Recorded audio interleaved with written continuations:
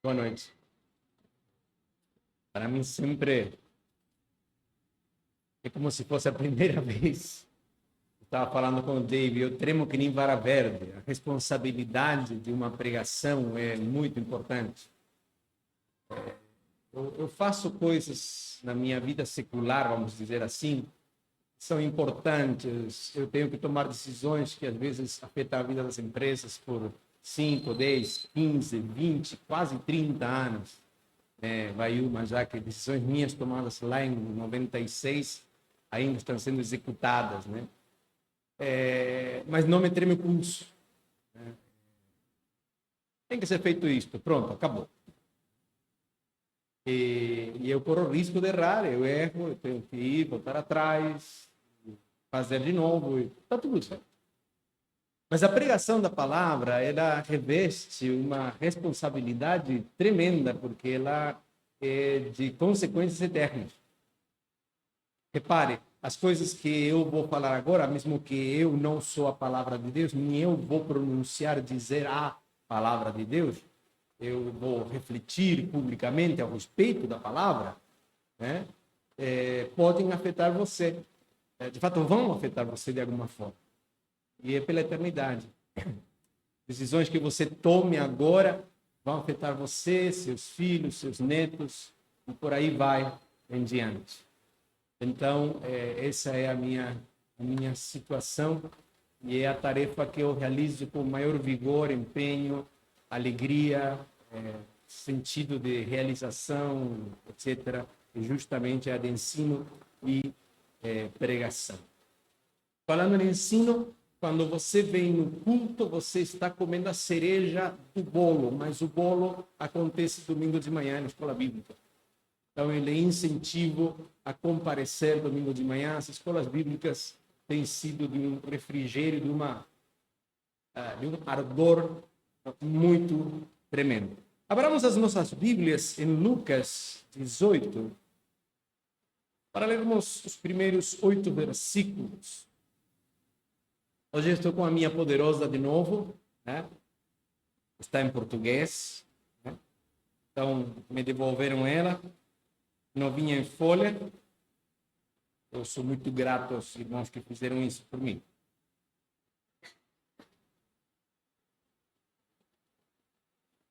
Lucas 18, de 1 a 8. Teremos rapidamente, porque já foi lido esse texto e vocês já tiveram tempo de refletir sobre ele. Diz-lhe Jesus uma parábola sobre o dever de orar sempre e nunca esmorecer. Havia em certa cidade um juiz que não temia Deus, nem respeitava homem algum. Havia também naquela mesma cidade uma viúva que vinha ter com ele, dizendo: julga a minha causa contra o meu adversário. Ele por algum tempo não a quis atender, mas depois disse consigo: bem que eu não temo a Deus, nem respeito a homem algum, todavia, como esta viúva me importuna, julgarei a sua causa para não suceder que por fim venha a molestar-me. Então diz o Senhor: considerai no que diz o juiz injusto. Não fará Deus justiça aos seus escolhidos, que a ele clamam dia e noite, embora pareça demorado em defendê-los? Digo-vos que depressa lhes fará justiça. Contudo, quando vier o Filho do Homem, achará fé na terra? Essa é a grande pergunta. Vamos pular a Êxodo 22. Eu gostaria que você prestasse atenção ou rememorasse ao longo do culto quantas vezes, quantos versículos o Caio nos levou a ler sobre justiça. Nós lemos muito hoje sobre justiça. Êxodo 22, 22 em diante. Bom, vamos começar com o 21, que me corresponde, né? Não afligirás o forasteiro, nem o oprimirás, pois forasteiros fostes na terra do Egito. Bom, 22. A nenhuma viúva nem órfão afligireis. Se de algum modo os afligirdes, e eles clamarem a mim, eu lhes ouvirei o clamor. A minha ira se acenderá e vos matarei a espada. Vossas mulheres ficarão viúvas e vossos filhos órfãos. E por aí continua Salmo 68, Salmo 68, versículos 4 ao 6. Cantai a Deus, salmodiai o seu nome, exaltai o que cavalga sobre as nuvens, Senhor, e o seu nome exultai diante dele. Pai dos órfãos e juiz das viúvas, é Deus em sua santa morada. E eu gosto muito do versículo 6, me ajuda muito em momentos de escuridão, quando diz: Deus faz que o solitário more em família, tira os cativos para a prosperidade, só os rebeldes habitam em terra estéril. Mas o foco é Pai dos órfãos e juiz das viúvas, é Deus em sua santa morada. Muito bom que nós vemos aqui um texto arquiconhecido, extremamente trilhado, talvez, para fazer justiça a este texto. Talvez nós tivéssemos que tratar ele em conjunto com o relato anterior, que está no final do versículo 17, e o que continua no capítulo 17, e o que continua no capítulo 18. Talvez tivéssemos que tratar ele na sua mecânica, né? Eu gosto disso, mas não farei isso hoje. Apenas tentarei de observar algumas coisas para além do que observamos comumente. O que comumente vemos não está errado. O que comumente vemos é a interpretação que Lucas, e por extensão Paulo, porque Paulo é mentor de Lucas, né, nos diz sobre como interpretar esta parábola, sobre o dever de orar sempre e nunca esmorecer. Então, vamos fazer a primeira leitura exatamente seguindo esse roteiro que Lucas nos propõe, mas faremos uma segunda quando tentemos responder a essa pergunta que fica em aberto. Contudo, quando vier o Filho do Homem, achará porventura fé na terra? A primeira coisa que me vem na cabeça quando eu vejo esta questão por acaso o Criador é injusto? E se Deus fosse injusto? E se Deus fosse injusto? Se Deus, na realidade, fosse mau, fosse ruim? Me vem na cabeça essa questão. Está em voga essa questão nos círculos acadêmicos, está em voga essa ideia como se fosse nova, né? Essa ideia é antiquíssima. No primeiro século, nós já tivemos que nos enfrentar com isso, primeiro e segundo século, tá? Nós tivemos que enfrentar com essa ideia de que o Deus Criador é mau, é ruim, injusto, né? E alguns estão pegando essa onda de novo, e se Deus fosse injusto? Então, isso está permeando o meu pensamento. A segunda ideia que me vem é como a fé, a justiça e a oração se entremeiam com a segunda vinda do Senhor Jesus Cristo. Às vezes separamos tanto os assuntos que não vemos que há uma entremeação dessas coisas. Essas coisas se juntam de alguma forma. Tá? E em que sentido faz sentido juntar isso? Então, para lermos o texto, uma das regras é observar, evidentemente, o contexto. E qual é o contexto anterior? Versículo 20 do capítulo 17. Interrogado pelos fariseus sobre quando viria o reino de Deus, Jesus lhes respondeu: não vem o reino de Deus com visível aparência. Nem dirão, reino aqui, ou lá está. Porque o reino de Deus está dentro de vós. Tá? Então, o primeiro contexto que nós temos aqui é justamente essa interrogação a respeito da vinda do reino. Mas esta primeira resposta é dada aos fariseus. Depois, no versículo 22, algumas horas depois, algum tempo depois, tá? Jesus fala com os discípulos. E a resposta que dá para os discípulos é um pouco, se não bastante diferente do que ele vem falando para os fariseus. Lembre-se, a explicação de Jesus sempre, para os de fora se explica de uma coisa, de uma forma, e para os de dentro se explica de outra. Tá? Para que se cumpra a profecia de Isaías, que ouvindo não ouçam, né, nem se convertam, nem hajam sanidade. Muito bom. Versículo 22, a seguir dirigiu-se aos discípulos: virá o tempo em que desejareis ver um dos dias do Filho do Homem, e não o vereis. Vamos pular o 24, porque assim como o relâmpago fuzilando brilha de uma a outra extremidade do céu, assim será no seu dia o Filho do Homem. Depois ele continua informando como será e coloca vários exemplos do Antigo Testamento, né? Comiam, lá versículo 28, como nos tempos de Ló, comiam, bebiam, compravam, vendiam, plantavam e edificavam, mas no dia em que Ló saiu de Sodoma, choveu do céu fogo e enxofre e destruiu a todos. É repentina. A vinda do Senhor Jesus é repentina. Ou, como diz a Escritura em outros lugares, quando digam paz, paz, aí vai vir. Aí vai vir. Enquanto se fale de guerras e rumores de guerra, não. Mas quando se diga paz, paz, aí vai vir. Então, esse é o contexto. O contexto é a vinda do Filho do Homem, como Jesus gostava de se chamar. A vinda do Filho do Homem. A última pergunta que ele responde lá no versículo 37 é justamente aos discípulos: e onde será isso? E Jesus responde com uma interrogante: onde estiver o corpo, aí se juntarão também os abutres. Tipo, vocês vão ver. Vai ser uma coisa muito visível. E por aí termina. E aí, nesse contexto, nessa conversa, esse face a face com os discípulos, é que vem esta parábola.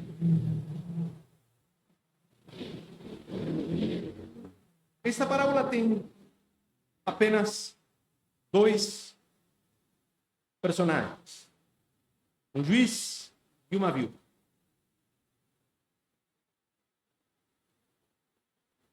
E este juiz tinha duas características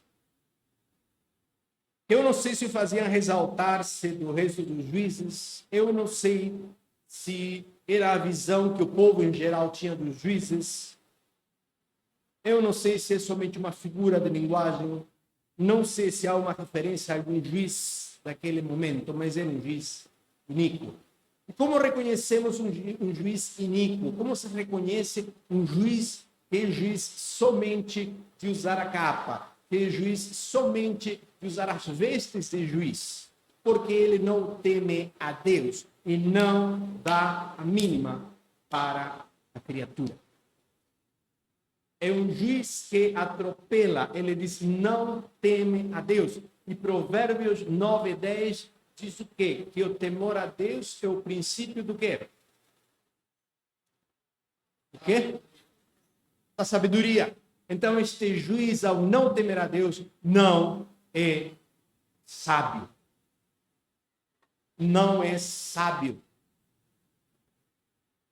Governos na Europa estão se transformando de governos laicos em governos ateus, e alguns já estão anti-teus. Há pessoas que misturam, acham que o governo laico é a mesma coisa que o governo ateu. Não, o governo laico é um governo que não se mete em questões de religião. Pronto. E esse seria, dentro dos ideais demócratas, um ideal a ser perseguido no fim.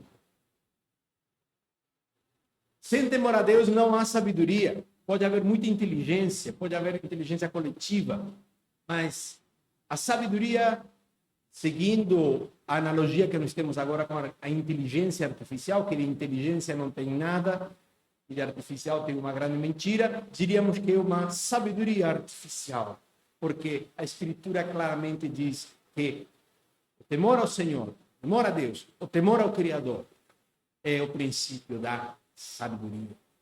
A segunda coisa, não se importa com a criatura. Você lembra o texto que nós lemos de Deuteronômio? Vamos ler outro texto de Deuteronômio. Vamos ler o texto de Deuteronômio 24. Deuteronômio 24, 19 ao 21. É outro texto muito interessante. Tá? Quando no teu campo cegares a messe e nele esqueceres um feixe de espigas, não voltarás a tomá-lo. Para o estrangeiro, para o órfão e para a viúva será, para que o Senhor teu Deus te abençoe em toda obra das tuas mãos. Quando sacudires a tua oliveira, não voltarás a colher o fruto dos ramos. Para o estrangeiro, para o órfão e para a viúva será. Quando vintimiares a tua vinha, não tornarás a rebuscá-la. Para o estrangeiro, para o órfão e para a viúva será o restante. Lembrar-te-ás que foste escravo na terra do Egito, pelo que te ordeno que faças isto. Então, este juiz é um juiz que, além de não ter sabedoria, não segue leis. A própria lei instituída dizia que era para fazer justiça ao estrangeiro, à viúva, ao órfão, que era para preocupar-se com eles, para ocupar-se com eles, para deixar o restinho. Não rebusca. Mas caíram alguns. Não, deixa para lá. Porque ali vem a viúva, tadinha, juntando, porque morreu o marido. E já não está mais agraciada como quando era nova. Ninguém mais a quer. Ela tem filhos para sustentar. Então, tadinha, ela depende disso. O estrangeiro que não tem direito a ter terra, ele também precisa disso daí. O órfão, ele ficou sem os pais. Então é filho de quem? De ninguém? Não, de todos nós. Tem que cuidar. Então, este juiz é injusto exatamente porque ele não teme a Deus, então não tem sabedoria, e porque ele mesmo não obedece às leis. Repare que o texto diz que esta mulher, a segunda personagem, vem uma e outra vez a ter com ele. E ele não a ouve. Versículo 4, por algum tempo não a quis atender. Não a quis atender. Não é que não podia. Não é, eu estou lotado de processo. Eu não posso. Olha só. Eu mesmo não posso te atender, mas este outro juiz aqui que está mais descarregado de serviço, ele vai atender a senhora, o trâmite tal, alguma coisa assim. Não, ele não queria atendê-la.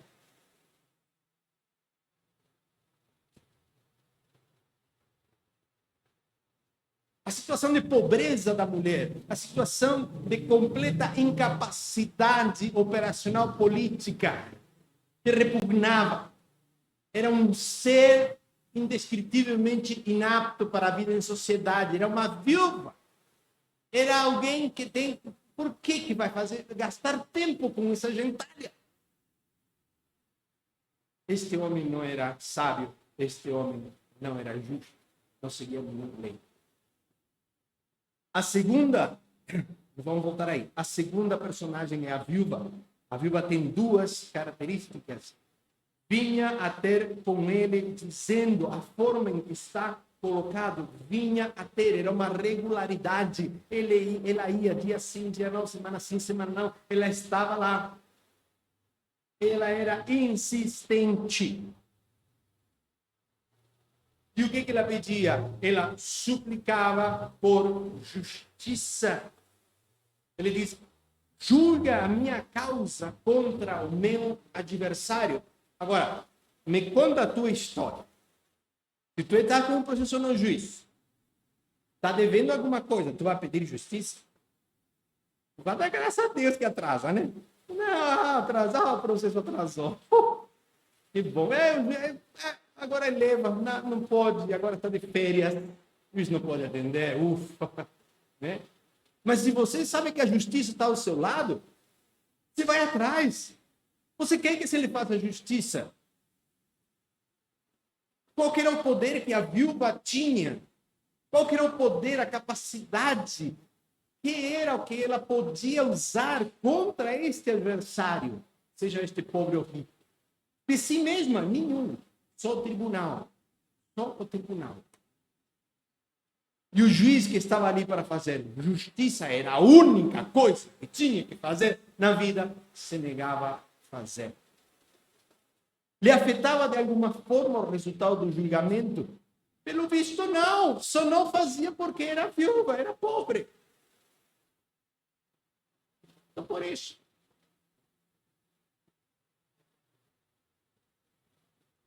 Ela suplicava.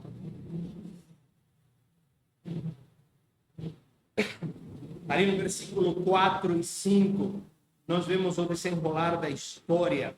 Por algum tempo não a quis entender, mas depois disse consigo: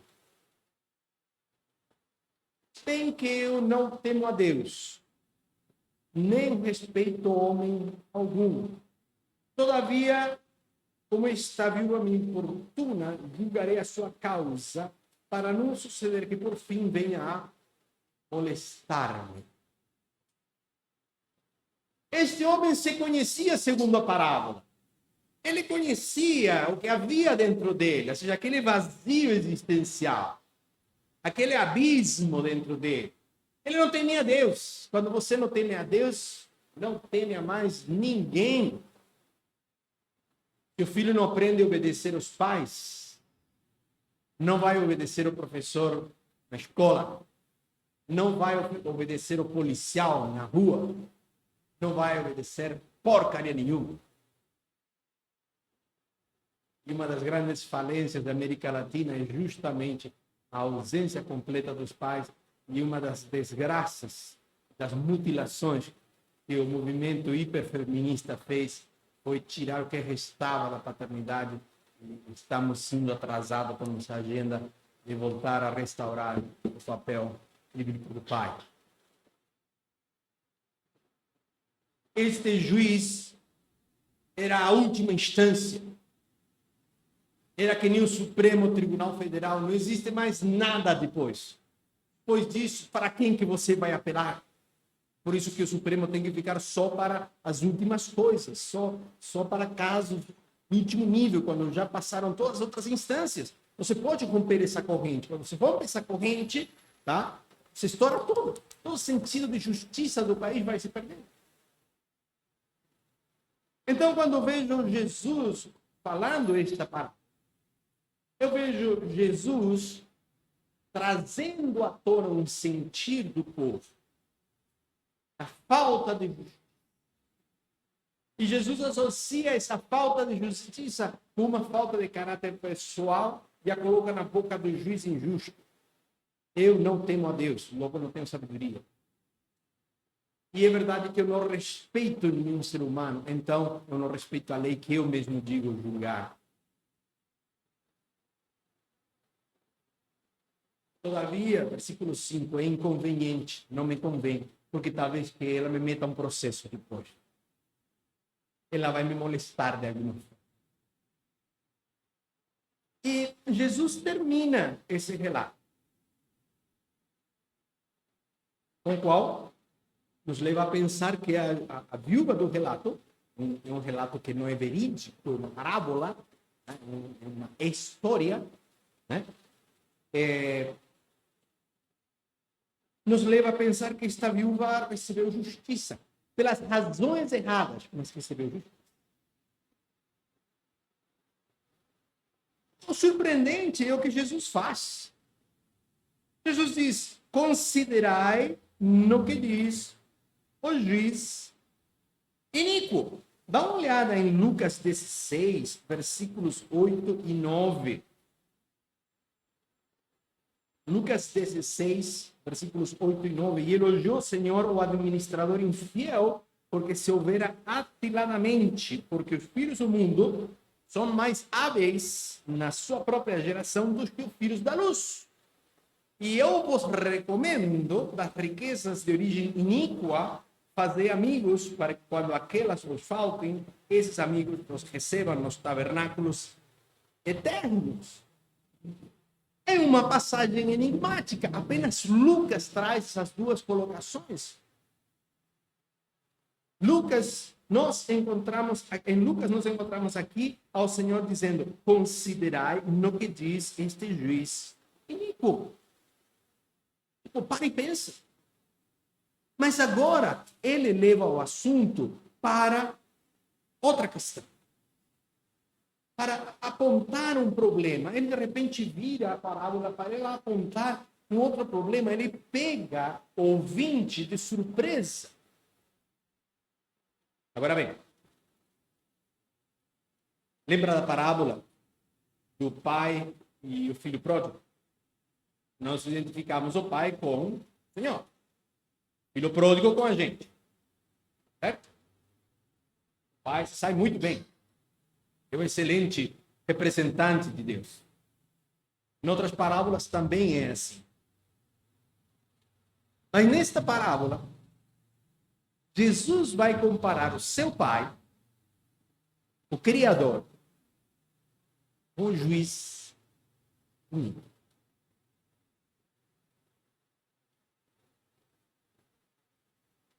Ele vai comparar seu pai com um juiz injusto.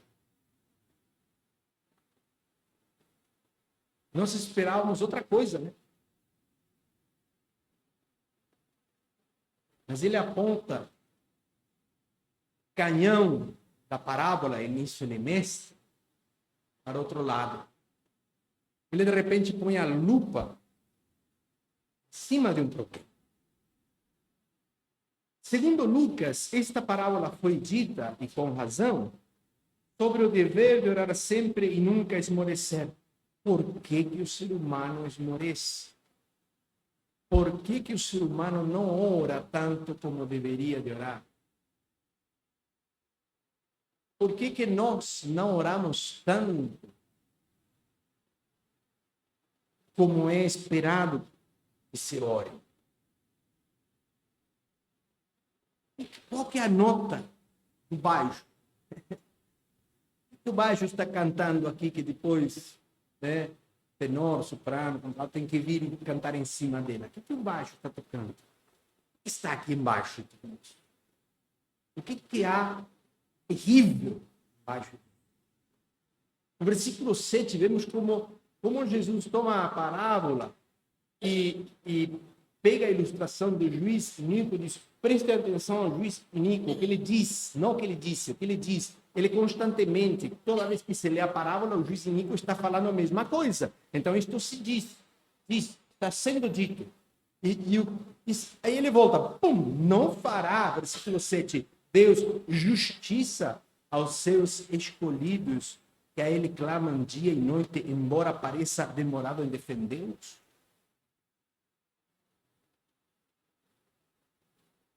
Seus discípulos estavam ali ouvindo a parábola, ouvindo aquela história, acompanhando, gostando dela. De repente, dá uma volta. No fundo, não é que vocês estão pensando que Deus é injusto? Deus é injusto porque faz tanto tempo, mas tanto tempo que Ele não te responde, que Ele não te diz nada. Faz tanto tempo que você orou e Ele não respondeu. Ele ficou mudo. Você duvida até se você tem alguma relação com esse Criador. Porque você clamou dia e noite, mas a resposta não veio. Ou não veio no jeito que você queria, não veio na hora que você esperava. No fundo, você não pensa que Deus é injusto? Você não pensa que o Criador é perverso, malvado, que te faz ficar mal, te faz sentir mal? Lá no fundo, você não está com bronca de Deus, com raiva de Deus, irado com Ele. Olha só, Deus, isso aqui é injusto. Acho que uma das primeiras coisas que as crianças aprendem a defender é a justiça. Mas se tem um irmãozinho por perto, não é justo. Seja com choro, com berreiro, não é justo. Não é justo.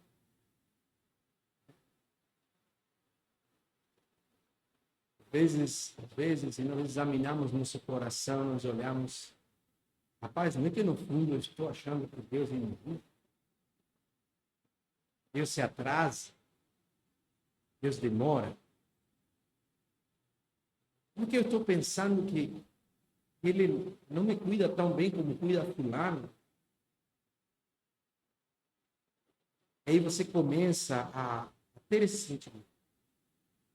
Quando esse sentimento começa a brotar, todo o restante que poderia ser bom na relação com Deus começa a sumir. Porque o alicerce sobre o qual está montada a nossa vida é sobre a justiça divina. Ele fez justiça no Cristo. O ato da cruz é justiça. Ou dito de outra forma, ele colocou em ordem a coisa. Isso é justiça. Colocar em ordem, sentido reto. Voltar a ordenar. Colocar da forma certa. E toda a nossa relação com Deus está lastreada exatamente nesse ponto da justiça divina. Todo o livro de Romanos fala unicamente desse ponto. Do alto se revela o Evangelho e a justiça. E não como coisas negativas, como dois pilares que trabalham juntos. Então, ele está atacando um problema que é radical, está na raiz, na essência da fé daquele que ora. Não pode ser como o juiz que vai fazer justiça porque, bom, talvez que me traga problema não fazer, né? Eu vou orar porque talvez que me traga problemas não orar. Né? Orar, mas acreditar mesmo que ele é justo, sim. E essa nota vai mexendo com tudo. Pentagrama inteiro vai tremendo, porque muda a coisa.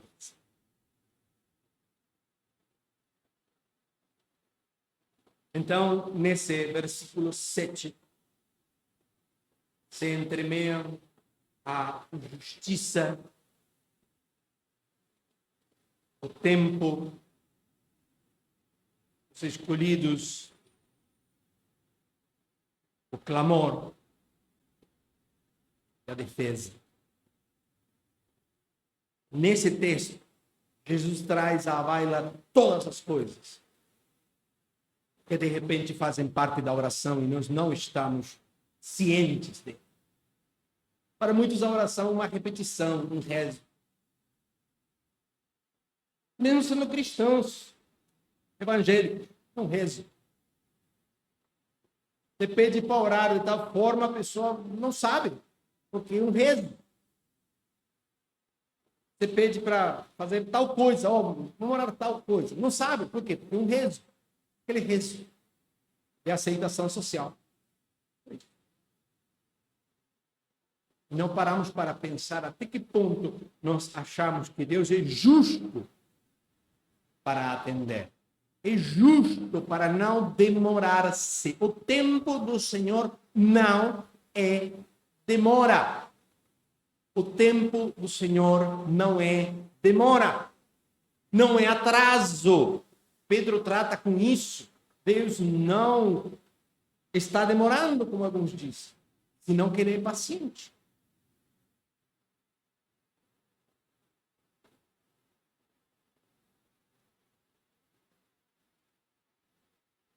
Quando minha filha fez 18 anos,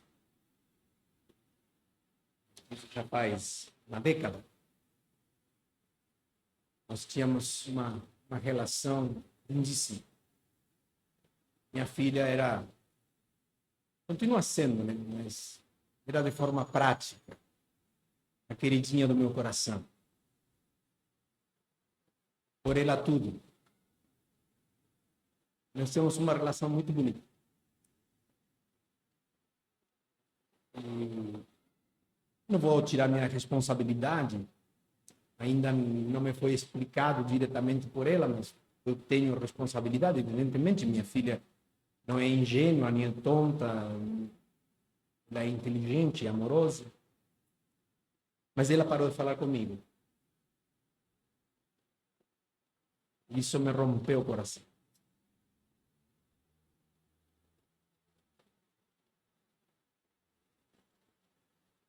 E aí você ora. Você chora.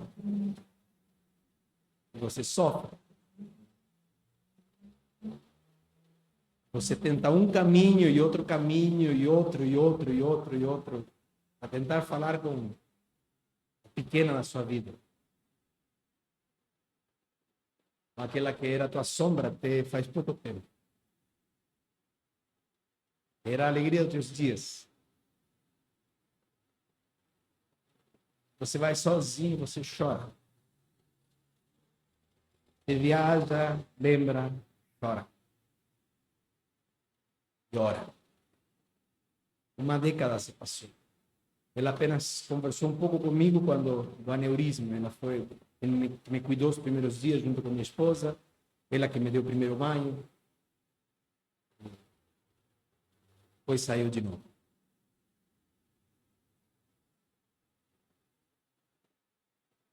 Deus não demora.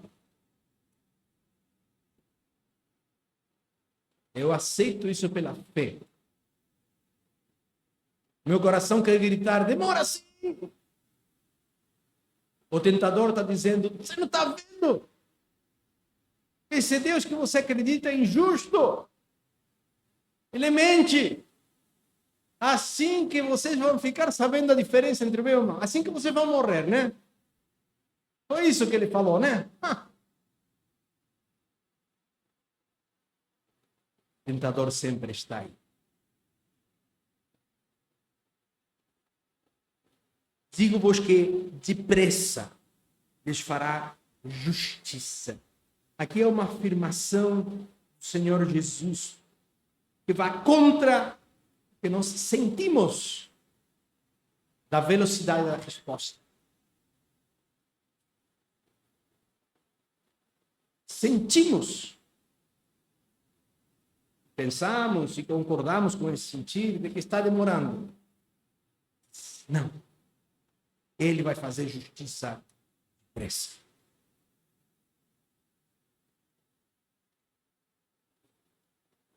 No fundo, nós não oramos. O ser humano não ora. Porque não acredita de todo o coração que Deus é justo. No fundo, o problema está em que pensamos junto com este mundo. Que o Deus que governa este mundo, que o Deus que rege este mundo é injusto. Existe todo um capítulo na teologia sistemática, a Teodiceia, para falar justamente do mal e como explicamos o mal. Mas o mundo não quer saber nada disso. O mundo só quer se ver livre de Deus. Para isso ele tem que dizer que ele é injusto, ele diz. Então, não podemos ir com este mundo, temos que ir contra. Agora, o angustiante deste texto, e desta vez eu vou deixar a angústia com vocês. Desta vez não vou me comportar pastoralmente, vou me comportar teologicamente, porque foi assim que o Senhor fez.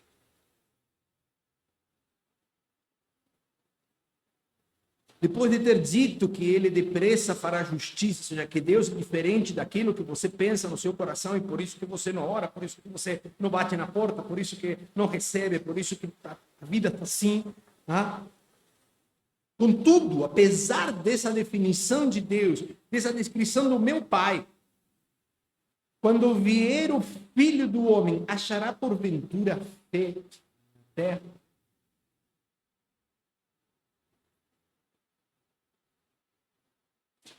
Vai achar fé na terra? A fé é uma coisa apenas da terra. Lá na presença de Deus não precisa mais de fé. A fé é só daqui. Porventura achará fé na terra?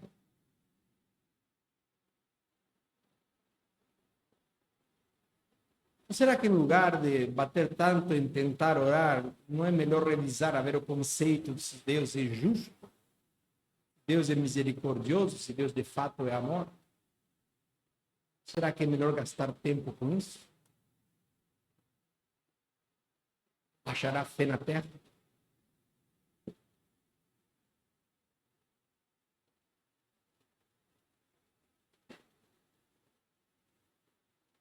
Pai, confessamos a nossa pouca dignidade, Deus.